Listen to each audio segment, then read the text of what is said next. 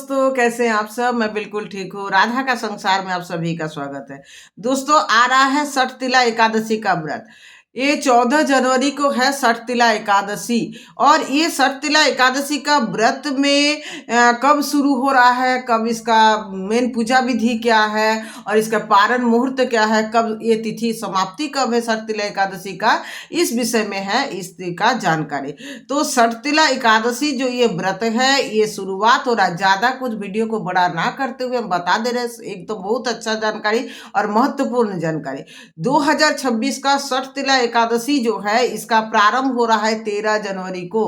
2026 को छठ तिला एकादशी का प्रारंभ हो रहा है 13 जनवरी को 2026 दोपहर 3:17 पर।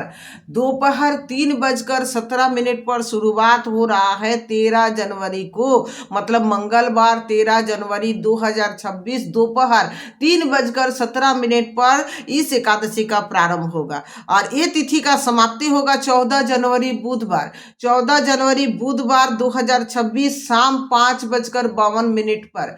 शाम 5:52 मतलब 5:52 पर इसका समाप्ति होगा। तो हम लोग एकादशी का व्रत कब करते हैं? उदय तिथि के अनुसार। और उदय तिथि के अनुसार 14 जनवरी को, मतलब बुधवार 14 जनवरी 2026 को हम लोग को छठ तिला एकादशी का व्रत रखना होगा।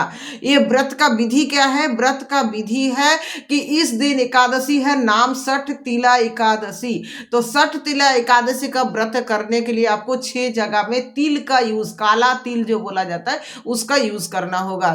तो क्या क्या है 6 जगह यूज करने के लिए? सबसे पहले आपको क्या करना है, 13 जनवरी के रात को थोड़ा सा तिल फुला के रख देना है। उसका सुबह में एक उपटन बना लीजिए। वो उपटन आप अपना बॉडी में थोड़ा थोड़ा कहीं कहीं पर लगा लीजिए। तो एक यूज हो गया। दूसरा यूज आपको करना है, नहाने का जल में तिल रखना है। तो उसमें नहाने का जल में आप तिल रखिए और तिल रख करके थोड़ा सा 2-4 दाना तिल रख दीजिए और उस जल से आप नहाइए। भगवान श्री हरि विष्णु का नाम जपते हुए, हर हर गंगे बोलते हुए गंगा जल भी थोड़ा सा मिला लीजिए और उसके बाद आप उसको नहाइए।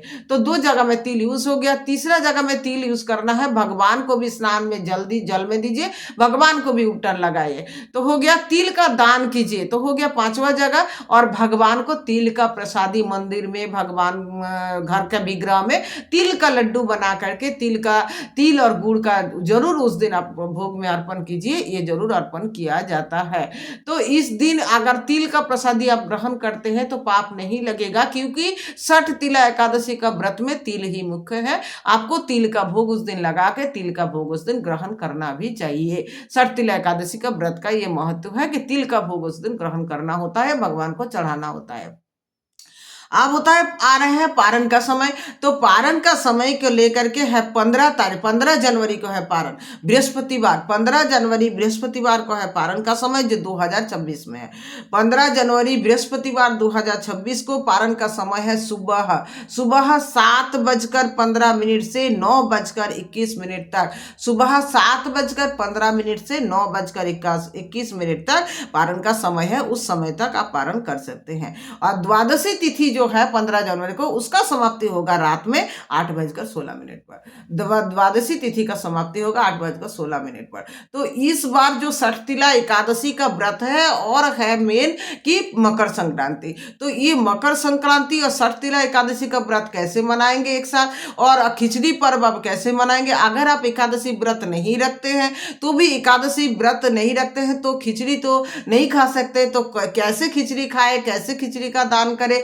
आपका जो पर्व है, जो एकादशी में पीठा पर्व, टूसू पर्व और मकर संक्रांति का जैसे मेन पर्व है ना, दही चूड़ा पर्व, तो आप ये सब पर्व कैसे मनाएंगे, उसके लिए मेरा एक अलग वीडियो आ जाएगा। उसके लिए भी आप इंतजार कीजिए। चैनल को सब्सक्राइब कर लीजिए, लाइक कर दीजिए, शेयर कर दीजिए। एकादशी व्रत का जो पर्व है, जो तिथि है, एकादशी व्रत जो है, ये हमेशा से 3 दिन का होता है, दशमी, एकादशी, द्वादशी। तो दशमी के दिन आपको संपूर्ण एकदम निरामिष भोजन जो बोला जाता है, सात्विक भोजन ग्रहण करना है।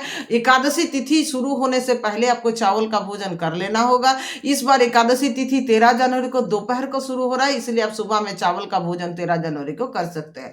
तो चावल का भोजन आप कर लीजिए। और उसके बाद आपको एकादशी का शाम को, मतलब दशमी के शाम को आपको चावल का भोजन दशमी के शाम को आपको क्या करना होगा, दशमी के शाम को आपको फलाहारी ग्रहण करना चाहिए। अगर आप नहीं रह सकते, उतना उपवास नहीं कर सकते, तो आप शुद्ध सात्विक भोजन बनाइए, रोटी का आटा का बना करके आप ग्रहण कर सकते हैं। दशमी के दिन पूर्ण ब्रह्मचर्य का पालन कीजिएगा। एकादशी के दिन यानी 14 जनवरी सुबह को जल्दी उठ के उठिए, घर का काम खत्म कीजिए, उसके बाद आप शुद्ध जल से नहाइए। इसमें जल में एकादशी और मकर संक्रांति एक साथ है, जल में तिल मिला करके उसमें स्नान कीजिए, भगवान का घर आप उसके बाद शुद्ध वस्त्र पहनिए, भगवान के विग्रह को स्नान कराइए, पूजा अर्चना कीजिए। हाथ में इस दिन जल और तिल लीजिएगा, क्योंकि एकादशी है तो तिल लिया जाता है। एक जल, तिल, फूल, सिक्का लेकर के आप श्री विष्णु श्री विष्णु श्री विष्णु, मेरा नाम ये है, मेरा गोत्र है, मैं यहाँ रहती हूँ, आज शर्तिला एकादशी का व्रत कर रही हूँ,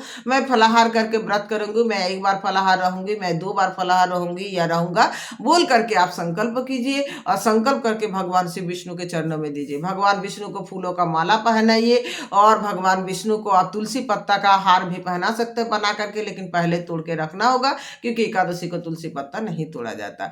आप सूर्य देव को उस दिन जरूर से जरूर अर्घ्य दीजिएगा। उस दिन मकर संक्रांति है तो सूर्य देव को अर्घ्य देते समय आप उसमें जल में तिल मिला करके अवश्य दान कीजिएगा। सूर्य को जल दान जो बोला जाता है, जल का अर्घ्य दीजिएगा। उसके बाद आप जो है भगवान को फलाहारी भोग लगाए, लेकिन इस दिन तिल का भोग अवश्य लगाना चाहिए, तो तिल का लड्डू जरूर भोग में लगाइएगा। आप खुद उसमें उस दिन फलाहारी ग्रहण करके रहिए, लेकिन शर्तिला एकादशी का महत्व है कि तिल ग्रहण करना चाहिए, तो आप भी तिल का प्रसादी ग्रहण कर सकते हैं। उसके बाद शाम के समय फिर थोड़ा सा आप चाहे तो शुद्ध वस्त्र पहन लीजिए, नहा सकते हैं तो अच्छा बात है, लेकिन बहुत ठंडा है, नहाना संभव नहीं हो पाएगा। कम से कम थोड़ा हाथ पैर अच्छे से धो के शुद्ध वस्त्र पहन के शाम का दिया बाती कीजिए। उस दिन ज्यादा से ज्यादा भजन सुनिए, भजन गाइए, भगवान श्री विष्णु सहस्त्र नाम का जप कीजिए, अपना अपना गुरु मंत्र का जप कीजिए, राधा कृपा कटाक्ष, कृष्ण कृपा कटाक्ष और भागवत ग्रंथ, रामायण ग्रंथ, सुंदर कांड, जितना भी ग्रंथ है आप जितना ज्यादा पढ़ सकते हैं पढ़िए एकादशी के दिन।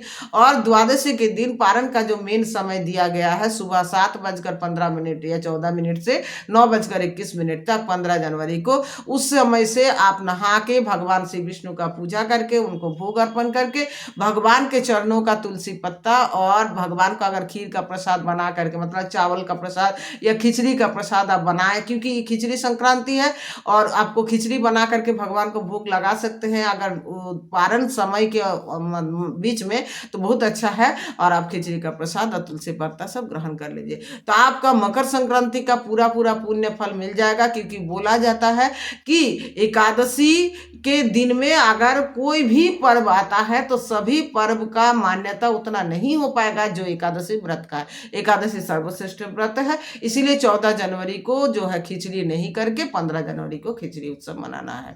राधे राधे, खुश रहिए, प्रसन्न रहिए, आनंदित रहिए। और दशमी, एकादशी और द्वादशी, ये जो 3 दिन का व्रत है, द्वादशी के दिन भी आपको क्या करना है, एक बार ही भोजन कर सकते हैं। अगर बहुत अच्छा आपका शरीर नहीं चलता है तो कोई बात नहीं, आप जितना बार भी भोजन करिए, लेकिन शुद्ध सात्विक भोजन ग्रहण करना जरूरी है।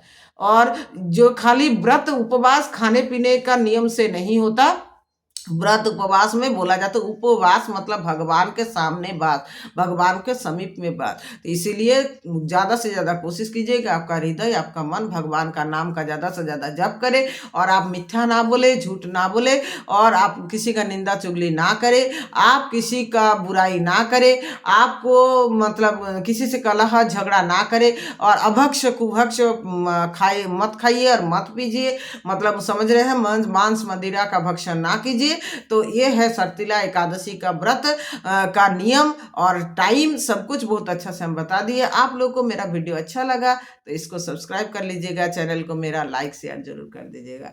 राधे राधे, खुश रहिए, प्रसन्न रहिए, आनंदित रहिए। हरि बोल, हरे कृष्ण, जय श्री कृष्ण।